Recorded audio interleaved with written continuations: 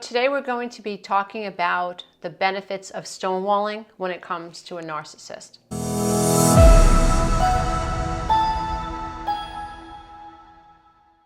So stonewalling is more than just a lack of communication or shutting down. Stonewalling is an absolute disengagement from the relationship. It's when your partner just absolutely refuses to engage with you on any level, who refuses to meet you halfway, who refuses to listen to you. And in this discussion, we're going to be talking about what are the benefits for a narcissist to stonewall, and is it a red flag of narcissism? And why should we be paying more attention to it? And what do we need to look at in ourselves to make sure that we don't use stonewalling in relationships also, because it's very possible that anyone can stonewall someone else when they're feeling overwhelmed, when they just don't want to have a particular conversation. So when does it become like a form of emotional abuse? So stonewalling is not uncommon. When people feel overwhelmed, when they don't know how to respond, they might shut down. Somebody who needs space to go figure out what is it that they want to say. Have you ever been confronted by someone who doesn't do a very good job at managing their emotions, and they come at you full force and you don't know how to respond? You may be accused of something that you're not guilty of. Maybe there's some rumor going on in the office and you're overwhelmed by it and somebody wants to talk to you about it, and you just become so overwhelmed that you begin to shut down. Someone might perceive that as stonewalling. And what might be going on is that you're feeling emotionally overwhelmed and you need to pull yourself away so that you can gather your thoughts, so that you can think about your thoughts and think about your feelings, so that you can step away and get some clarity, maybe talk to someone that you trust, maybe collect some facts. But it's important to recognize that it's not uncommon to be overwhelmed and then to pull yourself back. So we're not talking about that type of a situation. It's not uncommon for a narcissist who is provoking you on purpose to want to draw you into their lair and get an emotional reaction out of you. It's not uncommon for you to shut down and to be overwhelmed by what's happening and to not speak. And if a narcissist turns around and says, "What's the matter? You don't want to have this conversation? See, you're shutting down. You're acting like a child. You're so immature. You can't have a conversation." You might yourself be accused of stonewalling when you're actually experiencing emotional overload. So when we're talking about stonewalling, when it comes to a form of emotional abuse, stonewalling is being used as a weapon. It's being used to gain control and power over the situation. So I wanted to discuss, I made a little list, I want to discuss some of the ways that a narcissist, someone with high narcissistic traits, we're talking about traits of narcissism. Narcissism is a personality trait, and depending on where someone is on the spectrum, will really dictate how they behave in relationships.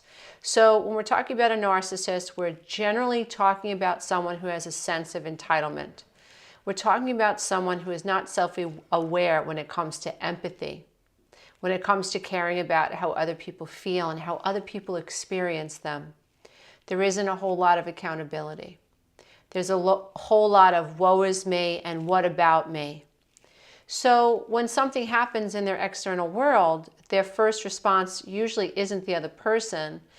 Like, in other words, like if something happens to a coworker, their immediate response is, well, how is this going to affect me?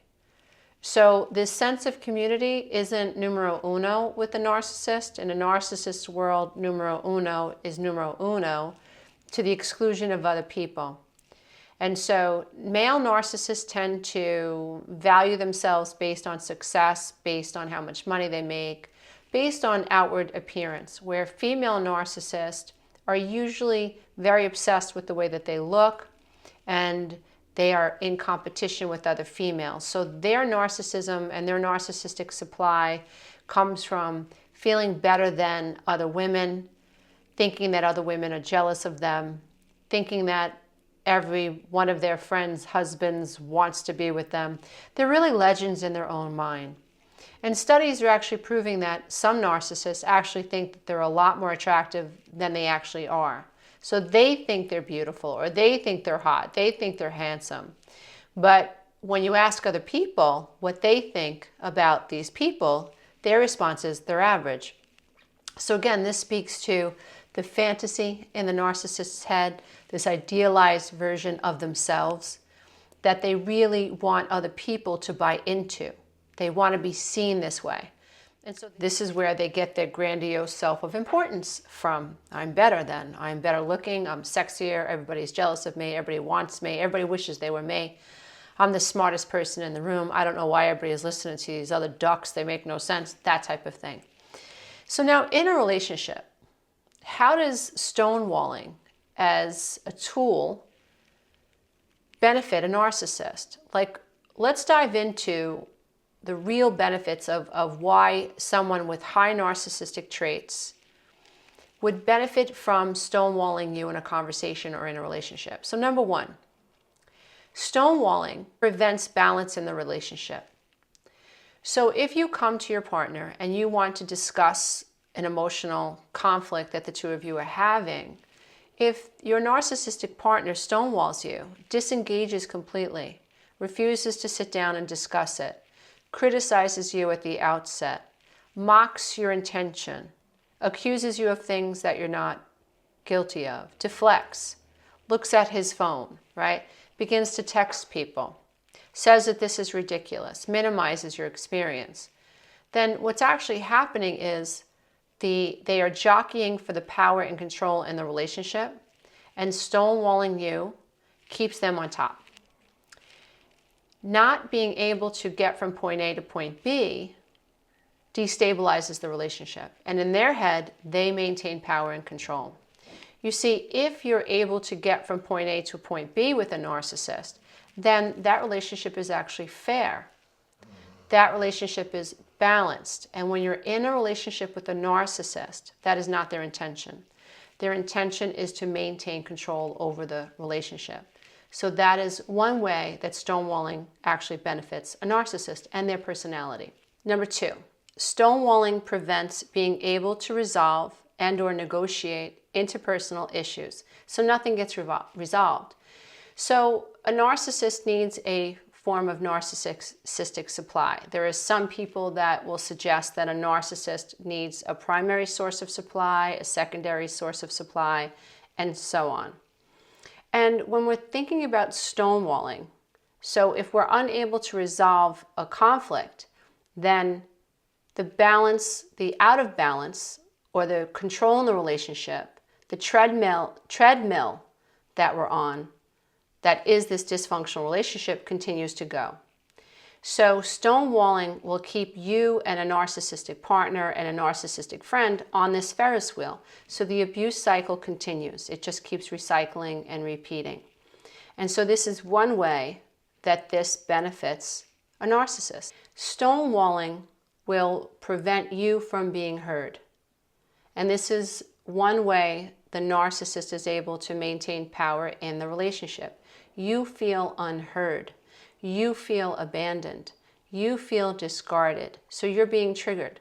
So this trauma bond that is now being triggered, and once your abandonment is triggered, what do you want? You're going into the scarcity mindset, and your mind will automatically want the thing it thinks it's losing. And so this helps to keep the treadmill, that is the narcissistic abuse cycle, in play.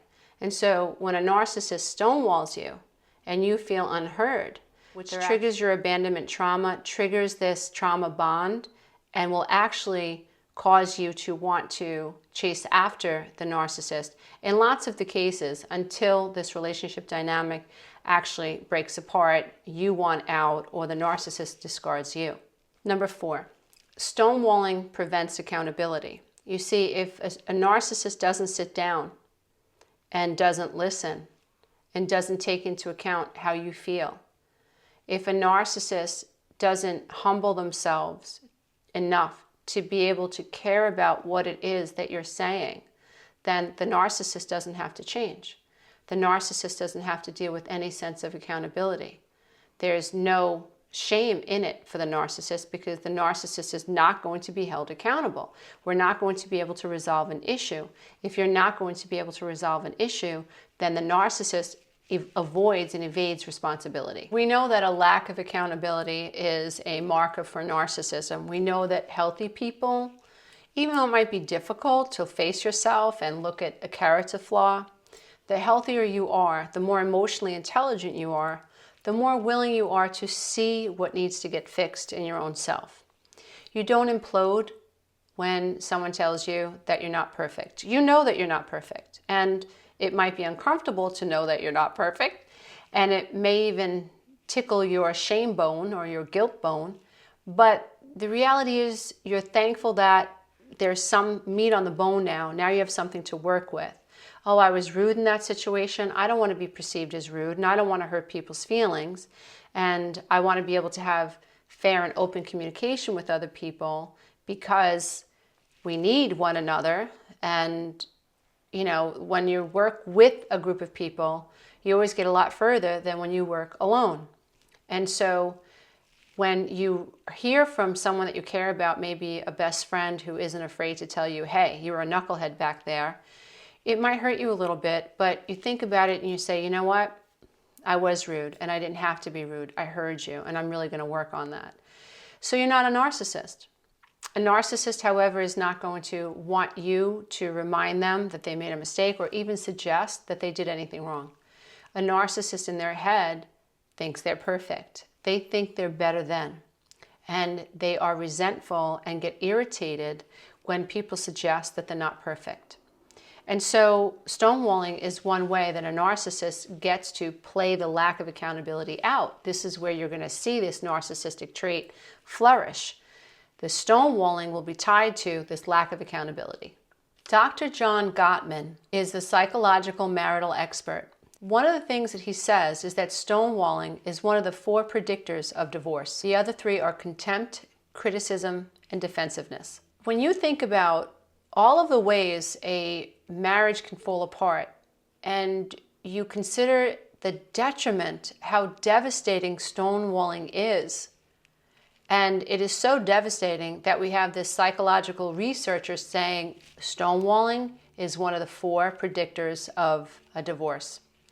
I can attest to this because every time I ever wanted to have a serious conversation with my ex-husband, it went nowhere. We went round and round and round. It started off with defensiveness, it went into criticism, it went to full-blown passive aggressiveness, and absolutely stonewalling. I didn't have the word for it then. I see it now and I go, oh, now I know why we could never get from point A to point B. When someone disengages from your relationship, you feel like you've lost your lifeline. Like, how are we supposed to stay together if we can't communicate? A really big problem is that a lot of people that are in relationships, this is their norm. How sad is that? That unhappiness and stonewalling and poor communication at best has become the norm. Stonewalling is so detrimental to a relationship that it is a predictor for divorce. And that's why I think it's important that we discuss things like this so that we can recognize when we're stonewalling and when we can recognize what's happening in our relationship. Because lots of times we feel crazy in our relationships, but we don't know why. And when we're able to acknowledge characteristics in other people and in ourselves, when we're able to identify, oh, there's defensiveness. You know, every time my husband wants to talk about something, I'm defensive. Or every time I want to talk to him about something, he's defensive. Or every time we want to discuss something that happens, he gets very critical. He criticizes me or I criticize him. Or whenever we're around one another, we feel this sense of contempt for one another. I really don't like my partner and I don't think my partner likes me. These are serious indicators that your marriage or your relationship is in trouble. When we're talking about narcissism, we're talking about a weapon, an emotional abuse weapon, which is going to add to the dissolution of this relationship. So when we're talking about what Dr. Gottman is saying here when he recognizes the 4 major predictors of divorce, one of them is contempt. And so stonewalling actually reinforces the contempt that partners feel for one another. When your partner stonewalls you long enough, you're going to feel contempt for that partner. You're going to feel frustrated in time. You're going to get to a point where like, enough is enough. I cannot talk to you. When you're codependent and you're in a relationship like this, a contemptuous relationship, a relationship where you're stonewalled, one of the major problems is codependents generally don't leave toxic relationships. They stay in this cycle. And so when we're thinking about stonewalling and what is one of the benefits a narcissist can gain by using stonewalling is it feeds this contempt. So it's feeding this abusive cycle. And like I said, if you're codependent, then you are more likely to stay in that toxic, abusive relationship than someone who is non-codependent. So what does stonewalling do in a relationship, whether you're in a relationship with the narcissist or not? Number one, if you have someone who stonewalls you, it's going to make you feel alone inside your relationship. So you will feel unworthy, you will feel invalid, you will feel like your partner just has no interest in knowing you, you'll feel like your partner is just not that into you. It won't make sense that you're in a committed relationship or in a relationship at all with someone who refuses to engage with you emotionally, someone who just completely cuts you off. And so this is one of the consequences of stonewalling. Stonewalling makes you feel disrespected. When your partner is apathetic, when your partner shows disinterest, it makes you feel like you're unloved. It may even make you feel unlovable. So it really is damaging to your sense of self and even your self-esteem. A partner who is being stonewalled will worry about what's next. Why are we in this relationship at all? And do we have what it takes to move forward in our relationship? So when you're being stonewalled, you're left with a lot of self-doubt. You're the person wondering, do I really want to die being married to this person who is stonewalling me? Do I really want to live my life like this, spiritually and emotionally dead in this relationship with someone who is completely disengaged, somebody who is completely apathetic and couldn't care less whether or not we're bonded, whether or not we feel safe, whether or not we feel connected? If I'm really going to stay committed to this person and we can't resolve everyday conflicts, how am I going to be able to stay here? So there's a lot of self-doubt when you're a victim of stonewalling. Another consequence of stonewalling is that relationships just don't last. So in order for relationships to last, partners have to believe that the two people that are in the relationship have what it takes to resolve day-to-day conflicts. And so if you're not able to resolve little things, then the relationship is in jeopardy because you're going to wonder, like, how are we going to be able to resolve big things if my partner just disengages? It's important that we also recognize why someone is disengaging. So if someone disengages because they're overwhelmed or maybe we're coming at them too strong, which I think it's important that we all pay attention to how we show up in a relationship. If we're too forceful, if we're too domineering, if we're too intimidating, then the other person may naturally, to protect themselves, want to shut down. So while it's best that two people come together and communicate, there's a lot to be said about nonviolent communication and about making sure that we show up calm, we're not overly critical of our partners, and we're coming at the relationship wanting to resolve an issue. So it's important that you don't lose sight of, and we don't lose sight of, this idea that we have to always have accountability for how we're showing up. If you come at someone hard and they start to retreat, that's a natural response to someone coming at us hard. I have had people come at me hard, and my first response is to pull back. Now, if you want to sit down, you want to have a conversation with me, and now I feel safe, like you're going to be able to hear me and not jump all over me, then communication is going to go, and vice versa. If I come at you hard and I'm critical of you and I'm putting you down and I'm minimizing you, then why would you trust that I have the ability to hear what you have to say? So it's important that when we're thinking about communication and we're thinking about stonewalling, we're looking for patterns. If your partner is high on a narcissistic trait, you will see stonewalling as a pattern. If you have a friend who disengages sometimes, and this isn't a pattern, and it might be dependent on how people approach your friend, then what you'll see is that your friend does have the ability to communicate, does have the desire to communicate, but it very much depends on how the person is approached. If there's a shutdown reflex response, and this is in response to someone coming at them strong, this person isn't necessarily a narcissist. Again, narcissism is a trait, and we're looking for patterns of narcissism in our partners so that we understand what we're dealing with. Why? So that we can make educated decisions about what we're doing next and our relationships. Obviously, another issue when it comes to stonewalling, whether it's in a relationship with your friend or a lover or a partner, is that there's no vulnerability. And so when there's stonewalling and there's no vulnerability, there's no intimacy. Intimacy is about authenticity. You're able to be intimate with somebody who can receive you, who can hear you, who is interested in what's on your heart. It's important that we make sure that we're doing what we can to manage our own emotions as much as we can. But when you're in a committed, bonded relationship, it is presumed that you have married someone who wants to be there for you. So when you need them to need you, they're okay with that. They don't resent you because you need them in that moment. They don't resent you because you have a sorrowful heart. They actually want to be there for you. And so a consequence of stonewalling in a relationship is that you cannot build trust, you cannot build intimacy, and you cannot be vulnerable with someone that you cannot resolve conflicts with because they disengage. They would rather not listen to you. They're on their cell phone, and they constantly give you the message that what you have to say is just not that important to them. So stonewalling is destructive. Stonewalling could be no eye contact. It could be looking at the mail. It could be watching TV. It could be staring off into space. It could be humming. It could be tapping their finger. It could be staying busy while you're yapping at them, trying to get them to listen to you. Stonewalling could be completely just leaving the house, like I'm not talking to you. This is stupid.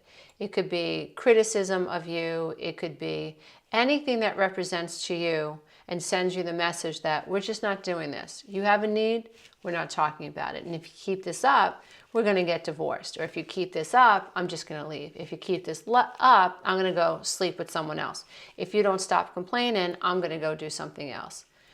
When you ask someone who stonewalls as a way to avoid conflict, as in a way to control the relationship, avoid accountability, if you ask them to go into therapy, they don't want to go into therapy. They don't want to resolve this. They don't think there's anything wrong with them. You might end up in therapy because you're feeling depressed and you're feeling anxious, which is very normal. When you're in a relationship and you're being stonewalled, there's an increased chance of you experiencing depression, anxiety, and even abusing substances. When it comes to stonewalling, you're going to find that someone who has high narcissistic traits is, rather than sit and be able to listen to what you have to say, they're always going to divert the conversation back to something that you've done in the past. This is a diversion tactic. This is what narcissists do to throw you off track. And sometimes they'll hit you with something so profound, so provocative, so mean that you are thrown off track. And that you are so thrown off track by the line that they've crossed that you lose sight of the original conversation. And this is because they lack empathy.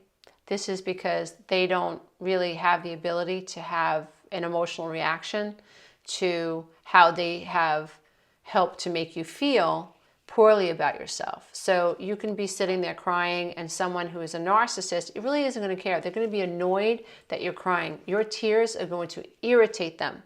They're going to feel like you're trying to manipulate them, right? So you're crying, and they will accuse you of trying to control them through your tears, trying to control them by manipulating them, trying to get you to feel sorry for them, right? They don't understand you're really wounded, and you're not, this is just you authentically. But they will accuse you of crying and say to you that you are crying because you want to manipulate them. That's really the way they see it, which fuels their anger and rage. And this is why it's so important to not argue a fight with a narcissist. It's so much better to identify if you're dealing with a narcissist and make a quick exit if you can, or find a way to live with someone who has high narcissistic traits without engaging them in this way so that you can save your sanity. One of the major things that you can do if you're dealing with stonewalling in your relationship is to try not to take the stonewalling personally. You know, if you're somebody who, and I know I was like this, if there was something on my mind, I wanted to resolve it now. I didn't have a whole lot of patience for waiting, and I realize now that was a form of emotional immaturity, that there's nothing wrong with shelving an issue and talking about it when you're less upset and when your partner is more able to listen. If the person you're dealing with is a narcissist, anytime and every time you try to have a conversation that may remotely involve their being accountable or them listening to you, them actually shutting off the wheel in their head that's all about me and being able to focus on what you're going through, there's not a very good chance that's ever really going to happen to a point where you're going to feel heard and like this person that you're with really cares about you and you can bond with this person, unfortunately. But that is the way it is. One of the things that you can do is try to recognize this as a high narcissistic trait. Try not to take it personally. If you're hot and you're upset and you're heated, then do what you can to calm down first. Talk to a friend, you know, maybe journal about it, go out for a walk. Try to depersonalize what's happening. Try not to make this about you, like you're being rejected, you're being abandoned. This is literally how someone with high narcissistic traits treats everybody and anybody. Think about any celebrity that this narcissist loved. If the celebrity turned around and said to the narcissist, hey, I think you're being a jerk, well, the narcissist would turn on that celebrity due to black and white thinking, the splitting would happen, and that celebrity, any nice things that that person, that narcissist felt about that celebrity would be gone. And they would stonewall the celebrity. They would disengage emotionally. They would not be able to hear. This is the way they regulate their inner world. They have to reject you. They have to believe that you're the one that's wrong. They cannot look at themselves. And so the best advice that I can give you when it comes to dealing with stonewalling is to try not to take things so personally. Make sure you calm down before you have any conversation with a narcissist or anyone else.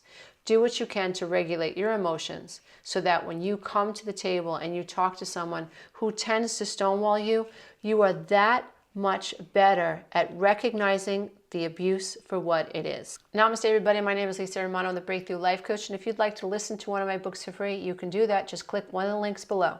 And if you'd like to participate in my on-demand 12-week breakthrough coaching program at half off, yep, you can do that. Click on the link below. If you'd like to participate in the live 12-week breakthrough coaching program, it's a class I moderate myself along with my life coaches. You can do that. You can go to www.lisaaromano.com. Namaste, everybody. Until next time, please don't forget to think. If you love this content, check out the next video and don't forget to click the link below so you can take the codependency quiz. How to get over when a narcissist actually cheats on you. How do you get past this? How do you get past the betrayal? How do you get past the infidelity?